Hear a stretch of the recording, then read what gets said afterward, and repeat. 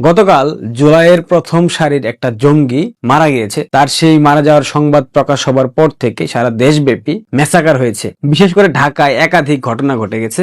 বাংলাদেশের গণমাধ্যম জগতের দুইটা পরিচিত গণমাধ্যম প্রথম আলো এবং ডেইলি স্টার, এই দুইটা গণমাধ্যমের প্রধান কার্যালয় প্রথমে ভাঙচুর করা হয়েছে, এরপর অগ্নিকাণ্ড ঘটানো হয়েছে।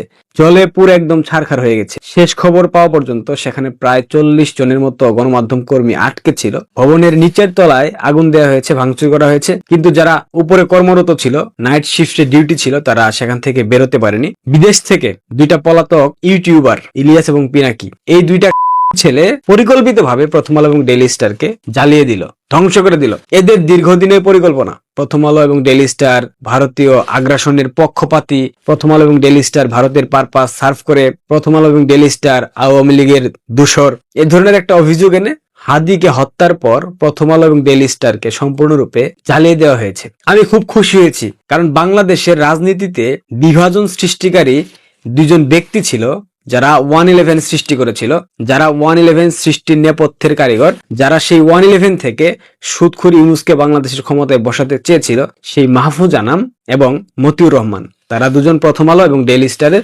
সম্পাদক। এই দুইটা বদমাইশ শেখ হাসিনা সরকার পতনের পর নানাভাবে কটূক্তি করেছে, তারা উৎসব পালন করেছে, তারা ব্যঙ্গ করে বলেছে প্রথম আলো ঠিক রয়ে গেছে কিন্তু শেখ হাসিনা পালিয়ে গেছে। মাহফুজ আনাম এবং মতিউর রহমান, আপনাদেরকে বলতে চাই, এখন কেমন লাগছে? অনুভূতিটা আসলে কি আমাদেরকে একটু বলবেন? আপনার সেই গণমাধ্যম তিলে তিলে গড়া প্রথম আলো ধ্বংস করে দিয়েছে। মাহফুজ আনাম ডেইলি স্টার তিলে তিলে গড়া, রক্ত জল করে সৃষ্টি করেছেন, একদম আগুনে চালিয়ে পুড়িয়ে ছারখার করে দিয়েছে। এবং আপনার প্রতিষ্ঠানে কর্মরত যারা লাল বিপ্লবী সাংবাদিক ছিল, যারা গত বছর জুলাই আগস্টের সেই জঙ্গি উত্থানকে সমর্থন দিয়েছিল এবং পরবর্তীতে বাংলাদেশ আওয়ামী লীগকে নিয়ে বিভিন্ন ধরনের প্রপাগান্ডা সংবাদ ছড়িয়ে দিয়েছে, বিভিন্ন ধরনের গুজব রটিয়েছে, তারা আজকে আটকা পড়েছে। জাইমা রহমান নামের একজন সংবাদ মাধ্যম কর্মীকে দেখলাম, সে শ্বাস নিতে পারছে না, ভবনের উপর তলায়, যে কোনো সময় মৃত্যুবরণ করবে। সেটা নিয়ে সাংবাদিক জুলকার নাইন স্যার আবার ফেসবুকে স্ট্যাটাস দিয়ে হুমকি দিচ্ছে, যদি গণমাধ্যম কর্মীদের কিছু হয় সেক্ষেত্রে পরিস্থিতি কখনোই ভালো হবে না। অনেকে বলছে প্রথম আলো এবং ডেইলি স্টারে আগুন জ্বালানো হয়েছে ডক্টর ইউনূসের সময় শেষের দিকে, ডক্টর ইউনূস আর টিকতে পারবে না। মাহফুজ আনাম এবং মতিউর রহমান বাংলাদেশের সংবাদ মাধ্যম জগৎকে কলঙ্কিত করেছেন। আপনারা বারবার চেষ্টা করেছেন বাংলাদেশ নির্বাচিত সরকারকে কিভাবে সরিয়ে দিয়ে একটা স্বৈরাচারকে ঠাঁই দেওয়া যায়, সেই প্রক্রিয়ার অংশ হিসেবে আপনারা প্রতিনিয়ত বাংলাদেশ আওয়ামী লীগের নামে মিথ্যাচার করেছেন, শেখ হাসিনাকে ফ্যাসিস্ট বানিয়েছেন। এই ফ্যাসিস্টের শাসনামলে 17 বছর আপনারা যাচ্ছে তাই করেছেন, যে কোনো ধরনের সংবাদ প্রকাশ করেছেন।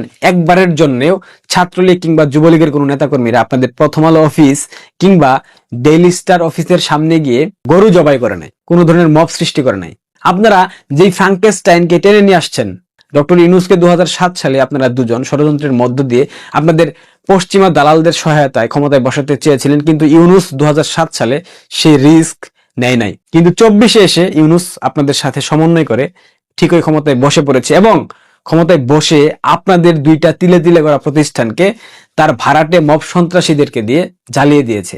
এখন কেমন লাগতেছে? খুব ভালো লাগতেছে, তাই না? শেখ হাসিনা ফ্যাসিস্ট ছিল, শেখ হাসিনা স্বৈরাচার ছিল, শেখ হাসিনার শাসনামলে আপনাদেরকে কখনো মবের সম্মুখীন হতে হয়েছে? সিনিয়র সাংবাদিক নুরুল কবির, তাকেও মব করা হয়েছে। এই ঘটনাগুলো কি আপনারা দেখতে চেয়েছিলেন বাংলাদেশে? বাংলাদেশ না স্বাধীন করেছেন আপনারা, স্বাধীন বাংলাদেশ। বিদেশ থেকে দুইজন পলাতক ইউটিউবার, তারা প্রতিনিয়ত উস্কানি দিচ্ছে, প্রতিনিয়ত উস্কানির ফলে এই তাদের ভাড়াটে যারা মব সন্ত্রাসী আছে তাদেরকে দিয়ে বাংলাদেশের সবকিছু ধ্বংস করে ফেলতেছে। আজকে আবারও ধানমন্ডি 32-এ আক্রমণ করা হয়েছে, আগুন দেওয়া হয়েছে, ভাঙচুর করা হয়েছে। একটা পুরা ভাঙা বাড়ি, এই বাড়িতে কি এমন আছে? এই বাড়ির প্রতি তাদের এত ক্ষোভ কেন? এটা আমরা খুবই ভালো করে জানি, তারা পাকিস্তানপন্থী, তারা পাকিস্তানের বীর্য থেকে সৃষ্টি, তাদের বাংলাদেশ রাষ্ট্র প্রতিষ্ঠার যে সূতিকাগার সেটা নিয়ে ক্ষোভ থাকবে, আক্ষেপ থাকবে, এটা খুব স্বাভাবিক। কিন্তু সেই বাড়িতে তো ধ্বংস করে দেওয়া হয়েছে, সেখানে তো নতুন করে কিছু নাই। সেখানে বারবার আগুন দিয়ে কি বোঝানো হয়? বাংলাদেশ আওয়ামী লীগের নেতাকর্মীরা সেই আগুনকে দেখার পর এক প্রকার বাধ্য হয়ে রাস্তায় নেমে আসবে, তারপর আওয়ামী লীগের নেতাকর্মীদের উপর গণহত্যা চালাবেন। এই ধরনের প্রক্রিয়া যতবার চেষ্টা করেছেন ততবার ব্যর্থ হয়েছেন। সামনের দিনেও সেই প্রক্রিয়া আর আপনারা সফল করতে পারবেন না। গতকাল সারা দেশব্যাপী যে জঙ্গি হামলা হয়েছে, সেই জঙ্গি হামলায় বাংলাদেশের একাধিক স্থান ক্ষতিগ্রস্ত হয়েছে। একটা স্বাধীন সার্বভৌম রাষ্ট্রে একটা সরকার আছে, সেটা হোক বৈধ হোক অবৈধ, সেই সরকার কোনো ভ্রুক্ষেপ নাই, যার যেটা খুশি, যার যেটা ইচ্ছা সে সেটাই করতেছে। ভারতীয় হাইকমিশন ঢাকায় যেটা অবস্থিত, সেখানে কিন্তু গত দুদিন পূর্বে হামলার জন্য গিয়েছিল, কিন্তু আইন শৃঙ্খলা রক্ষাকারী বাহিনীর প্রচন্ড তৎপরতার কারণে তারা সেখানে হামলা করতে পারে নাই। গতকাল রাতে ভারতের হাইকমিশনের যে চট্টগ্রামের অফিস, সেখানে হামলা করা হয়েছে। সেইখানকার যে ডেপুটি হাইকমিশনার রাজীব রঞ্জন, তার বাসভবনেও হামলা করা হয়েছে। বুঝতে পারছেন বিষয়টা কোন জায়গায় গিয়ে ঠেকবে? ভারতের হাইকমিশনে হামলা করা, তাদের হাইকমিশনারের বাসায় হামলা করা, সবকিছু কিন্তু ভারতের স্বাধীনতা কিংবা সার্বভৌমত্বে যাই বলেন না কেন এখানে হামলার সামিল। এখন ভারত কি করবে এটার প্রেক্ষিতে আমরা শীঘ্র সেটা জানতে পারবো, এবং সুদখুর ইউনূসের পক্ষ থেকে এটার বিরুদ্ধে কি ধরনের অ্যাকশন নেওয়া হয় সেটা আমরা দেখতে চাই, নাকি ভারতের সাথে সব ধরনের কূটনৈতিক সম্পর্ক ছিন্ন করবে ডক্টর ইউনূস তার মব সন্ত্রাসীদের কারণে, সেটা এখন সময়ের অপেক্ষায়। ছায়ানটে আগুন দিয়েছে সে সন্ত্রাসী জঙ্গিরা, সেখানকার সকল কিছু জ্বালিয়ে পুড়িয়ে ছারখার করে দিয়েছে।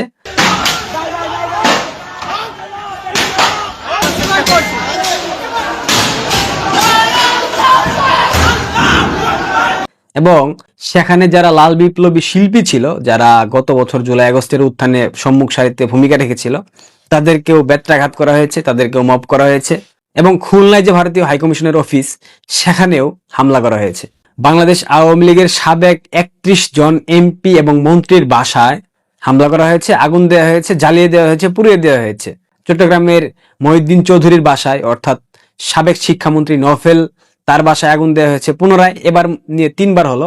শুধুমাত্র আগুন দিয়ে থেমে থাকেনি, সেখানে ভাঙচুর করেছে, লুটপাট করে নিয়ে গেছে। বাকি যেই অংশটুকু ছিল আর কি অবশিষ্ট, সেগুলাও নিয়ে গেছে সবকিছু এই জুলাই সন্ত্রাসীরা। ইন্দিরা গান্ধী কালচারাল সেন্টার ধানমন্ডি, এখানেও আগুন দেওয়া হয়েছে, এখানেও মব করা হয়েছে, এখানেও ভেঙে চুরে সবকিছু ধ্বংস করে দেওয়া হয়েছে।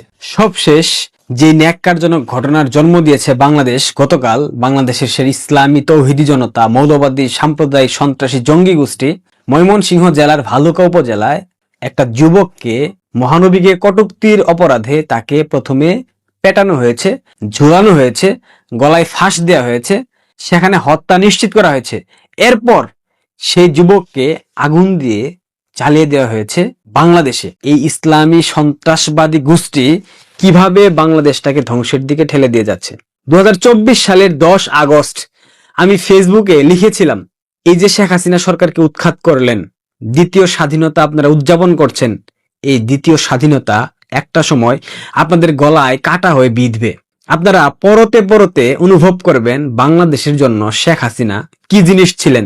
কতগুলা দৈত্যকে তিনি বোতলবন্দি করে রেখেছিলেন গত 17টা বছর, দেশটাকে স্থিতিশীল রেখেছিলেন, দেশের নারীদেরকে সাবধানে চলাফেরার, অবাধে চলাফেরার সুযোগ সৃষ্টি করে দিয়েছিলেন। দেশে কোনো জঙ্গিবাদ সন্ত্রাসবাদ ছিল না, দেশে কোনো উগ্রপন্থী গোষ্ঠী এভাবে মব সৃষ্টি করতে পারে নাই। দেশে ধর্মীয় অনুভূতিতে আঘাত হানবার অপরাধে কাউকে অন্তত পক্ষে জ্বালিয়ে পুড়িয়ে হত্যা করা হয় নাই, কারো কবরস্থানে গিয়ে কেউ আগুন জ্বালানোর সাহসটুকু রাখে নাই। গতকাল সারা রাত এই যে জঙ্গি হামলা হলো, দুজন আন্তর্জাতিক মানের জঙ্গির তত্ত্বাবধানে, পিনাকি এবং ইলিয়াস, এই দুই দেশের বাইরে থেকে পরিকল্পিতভাবে প্রথম আলো এবং ডেইলি স্টারকে জ্বালিয়ে দিল। এতে আমি খুশি হয়েছি, কারণ প্রথম আলো এবং ডেইলি স্টার বাংলাদেশের শত্রু, গণতন্ত্রের শত্রু। এরা বারবার গণতান্ত্রিক সরকারকে উৎখাতের মধ্য দিয়ে একটা ডিটেক্টরকে বসানোর চেষ্টা করেছে, এবং 2007 সালেও সেই চেষ্টা তারা করেছিল, বাট সফল হতে পারে নাই।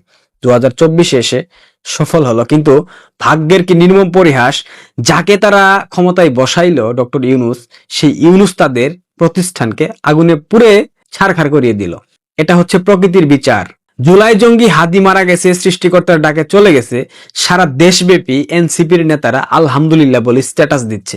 তারা বলছে মহান আল্লাহ শহীদের মর্যাদা দিয়েছে, শহীদি মৃত্যু, জুলাই বিপ্লব সম্পূর্ণ করতে হবে। সার্জিস, হাসনাত, নাহিদ, মাহফুজ সবাই স্ট্যাটাস দিচ্ছে।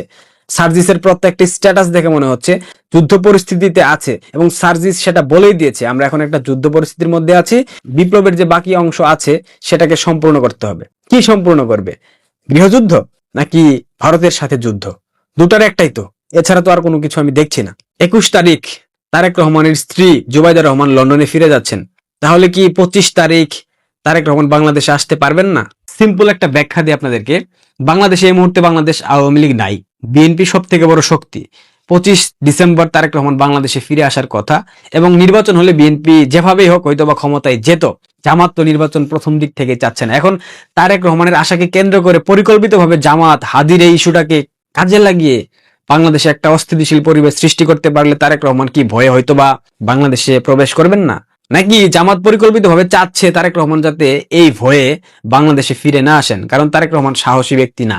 হতে পারে আসলে একাধিক ষড়যন্ত্র চলতেছে, এই সরকার দারুণ গেম প্ল্যানিং করতেছে, হাদিকে হত্যার দায় দিয়েছে আওয়ামী লীগের উপর, আবার একটা অংশ বলতেছে মির্জা আব্বাস হাদিকে হত্যা করিয়েছে। এখন আওয়ামী লীগকে দায় দিয়ে বিএনপিকে কুণ্ঠাসা করা হচ্ছে বিভিন্ন ভাবে। মানে জামাত একটা মেটিকুলাস গেম খেলতেছে, এই গেম থেকে বিএনপি আসলে কিভাবে উতরাবে আমি বুঝতে পারছি না। এটা বিএনপির হাইকমান্ডের নেতারা ভালো বুঝতে পারবেন। শুনেছি গতকাল রাতে মির্জা আব্বাস তার বাসা ছেড়ে অন্যত্র চলে গিয়েছে নিরাপদে, বাসায় থাকাটা তিনি নিরাপদ মনে করেন নাই। বাংলাদেশের আজকের এই পরিস্থিতির জন্য পুরোপুরি দায় আমি একজন ব্যক্তিকে দেব, সেটা সেনাপ্রধান ওয়াকারুজ্জামান। ওয়াকার যদি চাইতেন 5 আগস্টের পর বাংলাদেশের আইন শৃঙ্খলার পরিস্থিতি নিয়ন্ত্রণ করতে পারতেন। ওয়াকার যদি চাইতেন তার পুরো বাহিনীকে দিয়ে বাংলাদেশের সবকিছু স্থিতিশীল করতে পারতেন। ওয়াকার যদি চাইতেন বাংলাদেশে কোনো মবের সংস্কৃতি সৃষ্টি হতো না। ওয়াকার যদি চাইতেন বাংলাদেশের গণতন্ত্রকে গলা টিপে হত্যা করতে পারতো না। ওয়াকার যদি চাইতেন ইউনূস স্বৈরাচারী হয়ে উঠতে পারতো না। ওয়াকার যদি চাইতেন বাংলাদেশে কোনো সন্ত্রাসী জঙ্গি উগ্রবাদী শক্তি তাদের আস্ফালন দেখাতে পারতো না। ওয়াকার যদি চাইতেন বাংলাদেশে কখনোই নিরপেক্ষ সাধারণ মানুষের উপর মব হতো না। ওয়াকার যদি চাইতেন বাংলাদেশে গণমাধ্যমগুলো নিয়ন্ত্রিত হতো না কোনো বিশেষ গোষ্ঠী কর্তৃক। ওয়াকার যদি চাইতেন প্যারিস থেকে কিংবা মার্কিন যুক্তরাষ্ট্র থেকে দুইটা ইউটিউবার, দুইটা সন্ত্রাসী বাংলাদেশে মব আক্রমণ করতে পারতো না। ওয়াকার যদি এনসিপি কে নিয়ন্ত্রণ করতে পারতেন, সেক্ষেত্রে বিএনপি নেতাকর্মীরাও মব সৃষ্টি করার সাহস পেত না। ওয়াকার যদি গোপালগঞ্জ ইস্যুতে সেনাবাহিনীর প্রত্যেকটা অফিসারকে আইনের কাঠগড়ায় আনতেন, তবে সেনাবাহিনী স্বৈরাচারী আচরণ করতে পারতো না, তবে এনসিপির সেই তথাকথিত সন্ত্রাসীরা বাংলাদেশে এ ধরনের অস্থিতিশীল পরিবেশ সৃষ্টি করতে পারতো না। ওয়াকার যদি চাইতেন বাংলাদেশে নির্বাচন আরো কয়েক মাস আগেই হয়ে যেত। ওয়াকার যদি চাইতেন বাংলাদেশে সামরিক শাসন জারি করে বাংলাদেশে সবকিছু ঠিক করে একটা জাতীয় সরকারের হাতে ক্ষমতা দিয়ে, কিংবা যেহেতু তত্ত্বাবধায়ক সরকার ফিরে এসেছে সংবিধানে, সেক্ষেত্রে তত্ত্বাবধায়কের হাতে ক্ষমতা দিয়ে একটা সুষ্ঠু নিরপেক্ষ নির্বাচন আয়োজন করে বাংলাদেশকে স্বাভাবিক গতিশীল প্রক্রিয়ার মধ্য দিয়ে এগিয়ে নিতে পারতেন। ওয়াকার যদি চাইতেন বাংলাদেশের মহামান্য রাষ্ট্রপতির সাথে পরামর্শ করে সুদখোর ইউনূসকে লাথি মেরে বাংলাদেশ থেকে বের করে দিয়ে বাংলাদেশের সব জঙ্গিদেরকে ভেতরে বাক্সবন্দি করে বোতলবন্দি করে বাংলাদেশটাকে স্বাভাবিক করতে পারতেন। আজকের এই প্রেক্ষাপট, আজকে বাংলাদেশে টেরোরিস্ট অ্যাটাক হয়েছে, এই অ্যাটাকের জন্য সম্পূর্ণরূপে দায়ী সেনাপ্রধান ওয়াকার। আমি এই ব্যক্তিকে দোষ দেব, আমি ইউনূসকে দোষ দেব না। ইউনূসের বাপের সাধ্য ছিল না ওয়াকারের সহায়তা ছাড়া বাংলাদেশে মবের রাজত্ব কায়েম করা। এই এনসিপির তথাকথিত টুকাই জঙ্গিদের বাপের সামর্থ্য ছিল না ওয়াকারের সমর্থন ব্যতীত বাংলাদেশে এই আচরণগুলা করা। ওয়াকার নীরবে সম্মতি দিয়েছে আওয়ামী লীগের নেতাকর্মীদের উপর মব চালানোর জন্য। ওয়াকার নীরবে সমর্থন দিয়েছে আওয়ামী লীগের নেতাকর্মীদেরকে হত্যা করার জন্য। প্রত্যেকটা হত্যার দায় ওয়াকারকে নিতে হবে, এমনকি হাদি হত্যার দায় একদিন ওয়াকারকে নিতে হবে, কারণ বাংলাদেশের আইন শৃঙ্খলা নষ্ট করেছে, অবাধে অস্ত্র নিয়ে চলাফেরা করতেছে, সবকিছু হয়েছে ওয়াকারের কল্যাণে। ভারতীয় হাইকমিশনে হামলা, ভারত 21 ডিসেম্বরের মধ্যে সকল পর্যায়ের যারা বাংলাদেশে এই মুহূর্তে উপস্থিত আছে ভারতীয় নাগরিক, বিভিন্ন কূটনৈতিক ব্যক্তিবর্গ, তাদেরকে দেশে ফিরে যাওয়ার জন্য বলেছিল। হয়তোবা আগামীকাল বা তার পরের দিন সবাইকে বাংলাদেশ থেকে নিয়ে চলে যাবে। এরপর আরো যারা বিভিন্ন দেশের রাষ্ট্রদূত আছে তাদেরকেও এই দেশ থেকে তুলে নেওয়া হবে। পশ্চিমা যারা আছে তারাও চলে যাবে। দুদিন পূর্বে মার্কিন যুক্তরাষ্ট্র সতর্ক করেছিল সুদখোর ইউনূস বাংলাদেশের পাসপোর্টটাকে একদম মাটির সাথে মিশিয়ে দিয়েছে। বৃদ্ধ বয়সে এত লোভ ক্ষমতার, এত অর্থের লোভ, পুরো বিশ্বকে চিটারি বাটপারি করে নিয়ে এসে এখন বাংলাদেশ থেকে লুটে পুটে খাচ্ছে। কত টাকা লাগে সুদখোর ইউনূসের, এটাই আমার মাথায় আসছে না। পরিকল্পিতভাবে কি ষড়যন্ত্রের মাধ্যমে বাংলাদেশটাকে ধ্বংস করে দিল, প্রতিবেশী রাষ্ট্রের সাথে দা কুমড়ো সম্পর্ক সৃষ্টি করে দিল। ভারতের হাইকমিশনে হামলাটা ভারত কিভাবে নেয় সেটা দেখার অপেক্ষায় থাকেন। দর্শক আসসালামু আলাইকুম। গতকালকে আমরা একটা আলোচনায় আপনাদেরকে জানিয়েছিলাম যে পরের টার্গেট কি হাদির পরে হাসনাত কিনা। রেফারেন্স আমরা না, রেফারেন্স হয়েছে ভারতীয় এক কর্নেল সোশ্যাল মিডিয়ায় টুইটার হ্যান্ডেল এক্স হ্যান্ডেলে টুইটারে তার পোস্টে সেই মন্তব্য করেছে এবং কোথায় কি গুলি করতে হবে সেই কথা বলেছে। এবং আমরা সেটা ধরে এই রাজনৈতিক নেতাদের নিরাপত্তা নিশ্চিত করার জন্য এবং ভবিষ্যতে হাদির মতন পরিণতি বা হাদির কাছাকাছি কারো যাতে না হয়, আমরা যতই রাজনৈতিক কর্মকাণ্ডের সমালোচনা করি, হাসনাত আব্দুল্লাহ, সার্জিস আলম, নাহিদ ইসলাম, মাহফুজ আলম বা আসিফ মোহাম্মদ সজীব ভাই, আমরা কখনোই এর পক্ষপাতী না যে তাদেরকে অন্য কোনো ভাবে কেউ ক্ষতিগ্রস্ত করুক, রাজনৈতিক বিরোধী তাদের মধ্যে রাজনীতির মধ্যেই থাকুক। এই সময় অন্য আরো একটি খবর, এই খবরটি আমার কাছে মনে হচ্ছে যে লাগাতার এই যে সন্দেহ টেনশন করা হয় যে বাংলাদেশের রাজনীতিবিদরা কি একের পর এক আক্রান্ত হতে পারে কিনা, তার কোনো প্রতিচ্ছবি এর মধ্যে আছে কিনা। এনসিপি নেতা হান্নান মাসুদকে হত্যার হুমকি স্ক্রিনশট ভাইরাল। জাতীয় নাগরিক পার্টির সিনিয়র যুগ্ম মুখ্য সমন্বয়ক এবং নোয়াখালী ৬ হাতিয়া আসনে শাপলাকলি প্রতীকের প্রার্থী আব্দুল হান্নান মাসুদকে হত্যার হুমকি দেওয়ার অভিযোগ উঠেছে। এই সংক্রান্ত কয়েকটি স্ক্রিনশট সামাজিক যোগাযোগ মাধ্যমে ছড়িয়ে পড়েছে, যা নিয়ে এলাকায় ব্যাপক প্রতিক্রিয়া সৃষ্টি হয়েছে। বৃহস্পতিবার রাতে ভাইরাল হওয়া স্ক্রিনশটগুলোতে চর ঈশ্বর ইউনিয়নের সাবেক চেয়ারম্যান আব্দুল হালিম আজাদের ছেলে ইসরাত রায়হান অমি এবং তার অনুসারী রূপক নন্দীর নাম দেখা যায়। ভাইরাল স্ক্রিনশটে দেখা যায় মেসেঞ্জারে ইসরাত রায়হান অমি লিখেছেন, আব্দুল হালিম আজাদকে গ্রেফতারের চেষ্টা করা হলে হান্নান মাসুদ সহ সংশ্লিষ্ট নেতাদের উত্তরাঞ্চলের চলাচল হারাম করে দেওয়া হবে এবং নেতাকর্মীরা কঠোর প্রতিক্রিয়া দেখাবে। তিনি এই বার্তাটি সংশ্লিষ্ট নেতাকে পাঠানোর কথাও উল্লেখ করেন।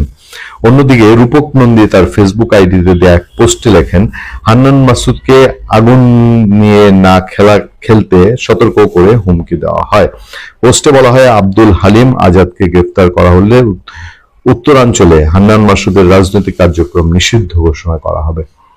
এ বিষয়ে বক্তব্য জানতে চর ঈশ্বর ইউনিয়নের সাবেক চেয়ারম্যান আব্দুল হালিম আজাদ ও তার ছেলে ইসরাত রায়হান অমির সঙ্গে যোগাযোগের চেষ্টা করা হলে তাদের মুঠোফোন বন্ধ পাওয়া যায়। অভিযুক্ত রূপক নন্দীর সঙ্গে যোগাযোগ করা হলে তিনি নিজেকে অন্য পরিচয় দিয়ে ফোন সংযোগ বিচ্ছিন্ন করে দেন। হাতিয়া উপজেলা যুব শক্তির আহ্বায়ক মোহাম্মদ ইউসুফ রেজা বলেন, সম্প্রতি চর ঈশ্বর ইউনিয়নের সাবেক চেয়ারম্যান একটি চায়ের দোকানে বক্তব্য দেওয়ার সময় ইঙ্গিতপূর্ণ ভাষায় জনপ্রিয় প্রার্থীদের উদ্দেশ্যে হুমকি সূচক মন্তব্য করেন। এরপর থেকেই সামাজিক যোগাযোগ মাধ্যমে হান্নান মাসুদের বিরুদ্ধে ভয়ভীতি হুমকি দেওয়া শুরু হয়। তিনি দ্রুত আইনি ব্যবস্থা গ্রহণের দাবি জানান। এ বিষয়ে হান্নান মাসুদ বলেন, এই ধরনের হত্যার হুমকি এবং ভয়ভীতি প্রদর্শনের ঘটনা অত্যন্ত নিন্দনীয়, উদ্বেগজনক। বিষয়টি তিনি ইতিমধ্যে আইন শৃঙ্খলাকারী বাহিনীকে অবহিত করেছেন। সুষ্ঠু তদন্তের মাধ্যমে জড়িতদের শনাক্ত করে কঠোর আইনগত ব্যবস্থা নেওয়া হবে বলে তিনি আশাবাদ ব্যক্ত করেন। আমরা ওসমান হাদির ঘটনার পরে এবং এরপর যে থ্রেড গুলো আছে, যে সিচুয়েশনটা বাংলাদেশে চলছে, সেই পরিপ্রেক্ষিতে এই ধরনের কোনো কিছু এখন আর হালকাভাবে দেখতে মন সায় দেয় না। কারণ দেশের সিচুয়েশন যে দিয়ে গেছে এবং নিশ্চিতভাবে একটা অংশ দেশটাকে নিয়ে খেলার চেষ্টা করছে ভয়ঙ্কর কোনো উদ্দেশ্যে। ভালো থাকবেন, সুস্থ থাকবেন।